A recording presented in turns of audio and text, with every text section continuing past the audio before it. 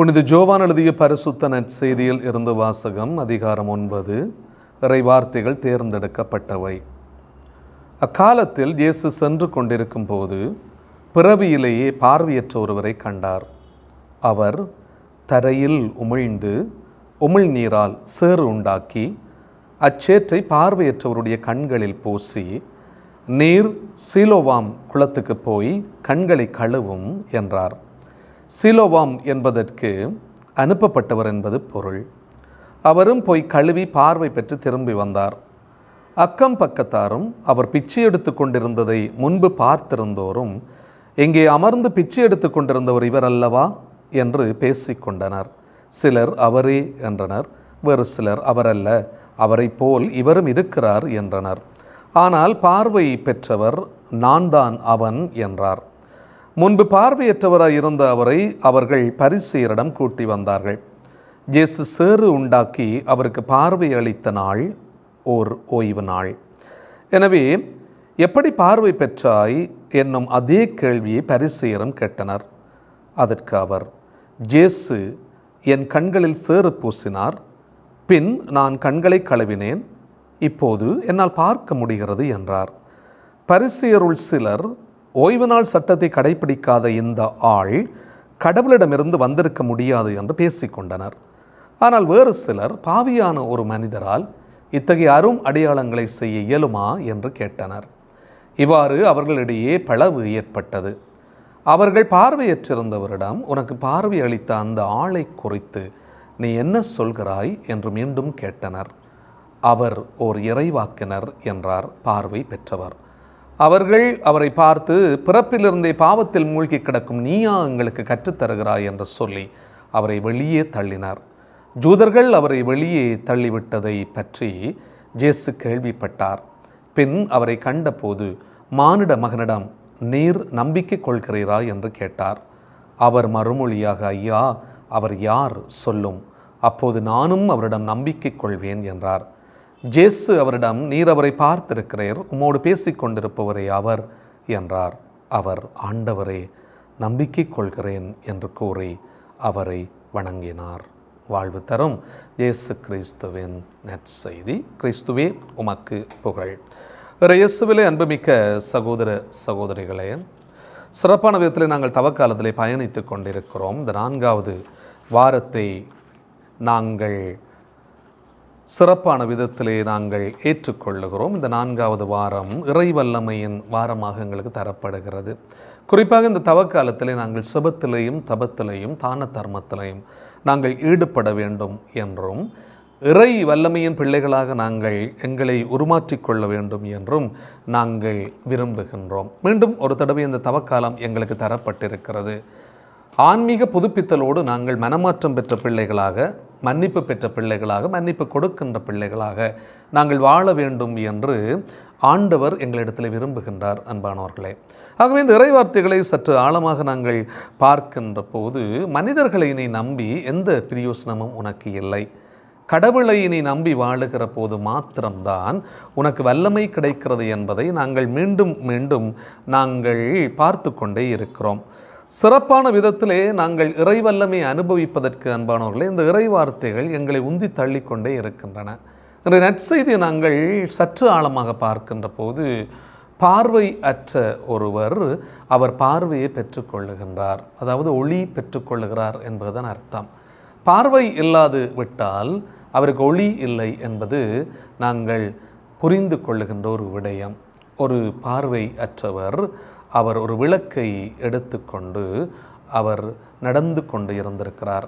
அப்போது வழியால் போன எல்லாருமே, நீ பார்வையற்றவன், நீ குருடன், எப்படி, எதற்காக நீ இந்த ஒளியை ஏந்தி வந்து கொண்டிருக்கிறார், ஒரு விளக்கை பிடித்து ஏந்தி வந்து கொண்டிருக்கிறாய் என்று சொன்னபோது அவன் சொல்லுகின்ற வார்த்தை என்னவென்று சொன்னால், நான் பார்வையற்றவன், நான் குருடன் என்பது எனக்கு தெரியும், ஆனால் இந்த குருடனின் மேல் பார்வை உள்ளவர்கள் விழுந்துவிடக்கூடாது என்பதற்காக நான் இந்த விளக்கை ஏந்தி வருகிறேன் என்று சொன்னானாம். பார்வையுள்ள பலர் அன்பானவர்களே ஒளி இல்லாதவர்களாக நாங்கள் இருக்கிறோம், பார்வையற்றவர்களாக இருக்கிறோம், குருட்டு தன்மைக்குள்ளே நாங்கள் வாழ்ந்து கொண்டு இருக்கிறோம்.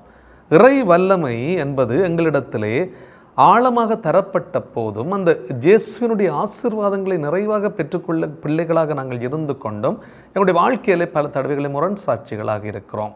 இந்த பார்வையற்றவன் பார்வை பெறுகிறான்.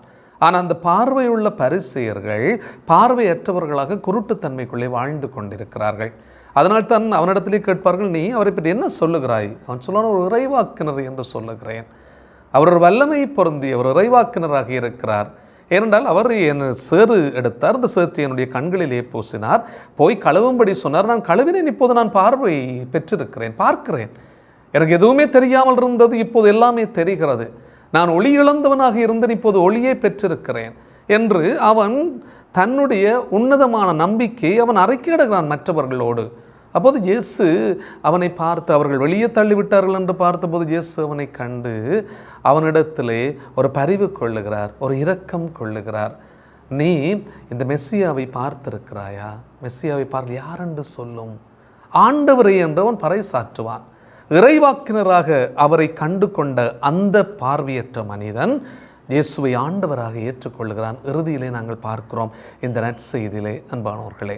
ஆகவே இதே போல தான் நாங்கள் சென்ற கிழமையும் இந்த சமாரிய பெண்ணை சந்திக்கிற போது அவர் ஒரு இறைவாக்கினர் என்று அவள் ஏற்றுக்கொண்டவள், அவள் மீண்டும் அவர் சமாரிய மக்களை அவரிடத்தில் அழைத்து வருகிற போது அவரை ஆண்டவராக கண்டு கொள்ளுகிறாள். அதுதான் சிறப்பான விதத்திலே அந்த நற்செய்தியிலே நாங்கள் பார்க்கிறோம். ஐயா என்று அவள் தொடங்குகின்றவள் இறைவாக்கினராக கண்டு கொள்ளுகிறார். இறுதியிலே அவரை ஆண்டவராக ஏற்றுக்கொள்ளுகிறார். அவள் தன்னுடைய வாழ்க்கையை மாற்றுகின்றாள் அந்த சமாரிய பெண். இன்று நாங்கள் பார்க்கிறோம், ஒரு இறைவாக்கினராக கண்டு கொள்ளுகிற இந்த பார்வையற்றவர் அவரை ஒரு ஆண்டவராக அவர் இறுதியிலே சந்திக்கின்றார் என்று சொன்னால் ஒரு தொடர்ச்சியான ஒரு மாற்றம் அவருக்குள்ளே இருந்திருக்கிறது.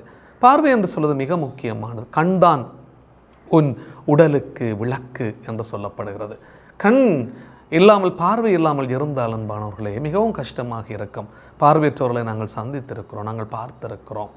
அதனால்தான் இந்த பார்வையற்றவர்கள் எவ்வளவு கஷ்டப்படுவார்கள், அவர்களுக்கு மிகவும் கஷ்டமாக இருக்கும். ஏனென்றால் அவருடைய கண்களிலே ஒளி இல்லை. அந்த கண்களிலே ஒளியல் இல்லாது விட்டால் இந்த உலகத்தை அவர்கள் பார்க்க முடியாது. இந்த உலகத்தை அவர்கள் பார்க்க முடியாது விட்டால் இந்த உலகத்தினுடைய அழகை அவர்கள் ரசிக்க முடியாது. எதையுமே அவர்கள் செய்ய முடியாமல் மிகவும் துர்ப்பாக்கியமான ஒரு நிலைக்குள்ளே அவர்கள் வாழ்ந்து கொண்டு இருப்பார்கள். உண்மையிலே சொல்லப்போனால் ஒரு இருட்டுக்குள்ளே அவர்கள் வாழுகின்ற மனிதர்களாகத்தான் இருப்பார்கள். ஆனால் ஆண்டவர் இந்த மனிதனை தொட்டு அந்த மனிதனுக்கு ஒரு நிலத்திலே சேறு உண்டாக்கி அவனுடைய கண்களிலே பூசி அதை கழுவும்படி சொன்ன போது விசுவாசத்தோடு ஆண்டவர் சொல்லுகிறார், நம்பிக்கையோடு சொல்லுகிறார், இறை வல்லமையோடு சொல்லுகிறார். அதனை அவன் புரிந்து கொண்டு தன்னுடைய வாழ்க்கையிலே அவன் ஒளி பெற்றவனாக மாறுகிறான். அன்பானவர்களே, இப்படி வாழ்க்கையில் பல நேரங்களிலே குருட்டுத்தன்மையாகத்தான் வாழுகிறோம். இன்றைக்கு நாங்கள் நினைத்து பார்ப்போமே, எல்லா விதமான பாவச் செயல்களையும் வைத்து கொண்டிருந்தால் நான் குருட்டுத்தன்மைக்குள்ளே வாழுகின்றேன். ஒரு சில ஆண்டுகளுக்கு முன்பு ஒரு அழகான பாடல் வந்தது.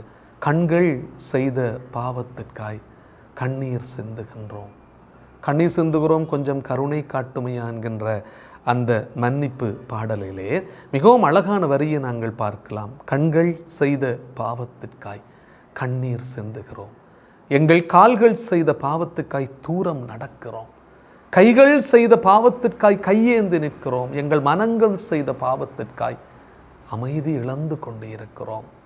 கண்கள் செய்த பாவம் மிக கொடுமையான பாவம். இந்த கண்ணினாலே பல பாவங்களை நாங்கள் செய்து கொண்டிருக்கிறோம். ஒரு இளைஞன் ஒரு டாக்டர் இடத்துல போயிருக்கிறான். இடத்துல போய் சொன்னானாம், டாக்டர் எனக்கு எதுவுமே தெரிகிறது இல்லை, ஆக இந்த இளம் பெண்களை மட்டும்தான் எனக்கு தெரிகிறது என்னுடைய கண்ணினாலே, இது கிட்ட பார்வையா தூர பார்வையான்னு கேட்டிருக்கிறான். அப்போது டாக்டர் சொன்னாராம், உனக்கு இளம்பெண்களை மட்டும்தான் தெரிகிறது அப்படின்னு சொன்னால் இது கிட்ட பார்வையும் இல்லை தூர பார்வையும் இல்லை, இது கெட்ட பார்வை என்று சொல்லுவாராம். அன்பானவர்களே, என்னுடைய பார்வைகள் எப்படி இருக்கின்றன? ஆண்டவர்ல ஒரு பெண்ணை இச்சையுடன் நோக்கம் எவனும் ஏற்கனவே அவன் உள்ளத்தில் அவளோடு விபச்சாரம் செய்தாயிற்று சொல்லுவார். நாங்கள் பார்க்கின்ற பார்வையிலே பரிவு இருக்கிறதா? நாங்கள் பார்க்கின்ற பார்வையிலே அன்பு இருக்கிறதா? இரக்கம் இருக்கிறதா? நாங்கள் பார்க்கின்ற பார்வையிலே என்ன இருக்கிறது அன்பானவர்களே? அதை நாங்கள் தெளிவாக புரிந்து கொள்ள வேண்டும். அதனால்தான் இந்த பார்வையற்றவன் ஒளி பெற்றவனாக பார்வையை பெற்றுக்கொள்ளுகிறான். ஏற்கனவே இருளுக்குள்ளே இருந்தவன் ஒளியின் பிள்ளையாக அவன் மாற்றப்படுகிறான். ஆனால் நாங்கள் ஏற்கனவே பார்த்து கொண்டிருக்கிற நாங்கள் இப்போதும் குருடர்களாக வாழ்ந்து கொண்டிருக்கிறோமே என்கின்ற கேள்விதான் இன்றைக்கு நற்செய்தி ஊடாக எங்களுக்கு மீண்டும் மீண்டும் வந்து கொண்டே இருக்கிறது. நாங்கள் எப்படி வாழ்ந்து கொண்டிருக்கிறோம் அன்பானவர்களே? அடிமைத்தனத்துக்குள்ளே இருக்கிறோம். பாவ அடிமைத்தனத்துக்குள்ளே சிக்கி தவித்து கொண்டிருக்கிறோம். பாவ தோஷத்திலே நாங்கள் கழுவி அப்படியே எங்களுடைய வாழ்வுகளை எல்லாம் நாங்கள் சின்ன பின்னமாக்கி கொண்டே இருக்கிறோம். பாவம் தொடர்ச்சியாக எங்களுடைய உள்ளத்தில் இருந்து கொண்டிருக்கிறது. அதனால தான் ஆண்டவர் சொல்வார், நீ இச்சையுடன் நோக்க வேண்டாம், நீ இச்சையுடன் பார்க்க வேண்டாம். உன்னுடைய பார்வை தூய்மையான பார்வையாக இருக்க வேண்டும். நீ ஒளி பெற்ற ஒரு மனிதனாக இந்த உலகத்திலே பயணிக்கிறாய் என்று சொன்னால் அந்த ஒளியை நீ மற்றவர்களுக்கு கொடுக்க வேண்டும். அந்த ஒளியின் பார்வையினாலே நீ மற்ற மனிதர்களை அன்பு செய்ய வேண்டும், இரக்கத்தோடு பார்க்க வேண்டும், மற்ற மனிதர்களுக்கு உன்னால் முடிந்த உதவிகளை நீ செய்ய வேண்டும், கிறிஸ்தவத்தை இந்த உலகத்திலே நீ வாழ வைத்து கொண்டிருக்க வேண்டும் என்கின்ற ஒரு அழைப்பை தானே ஆண்டவர் எங்களுக்கு தந்து கொண்டிருக்கிறார். ஆனால் அன்பானவர்களே, நாங்கள் எத்தனையோ தடவைகளில் முரண் சாட்சிகளாக இருக்கிறோம். பரத்தமை என்கின்ற குருட்டுத்தன்மை, கெட்ட நடத்து என்கின்ற குருட்டுத்தன்மை, காமவெறி என்கின்ற குருட்டுத்தன்மை, சண்டை சச்சரவு என்கின்ற குருட்டுத்தன்மை, சினம் என்கின்ற குருட்டுத்தன்மை, சீற்றம் என்கின்ற குருட்டுத்தன்மை, கட்சி மனப்பான்மை என்கின்ற குருட்டுத்தன்மை, பொய்யோடு புரளியோடு வாழுகின்றோம் என்கின்ற அந்த குருட்டுத்தன்மை, களவெடுக்கின்ற அந்த குருட்டுத்தன்மை, கொலை செய்கின்ற அந்த குருட்டுத்தன்மை, இப்படி ஏராளமான குருட்டுத்தன்மைகளோடு நாங்கள் வாழ்ந்து கொண்டிருக்கிறோம் அன்பானவர்களே. ஆனால் நாங்கள் பார்க்கிறோம் பார்வையுள்ள பிள்ளைகள் நாங்கள் பார்வையற்றவர்களாக இருக்கிறோம் இந்த உலகத்திலே. ஒருக்க சிந்திப்போமே, என்னுடைய வாழ்க்கையை ஏன் நான் மாற்றக்கூடாது?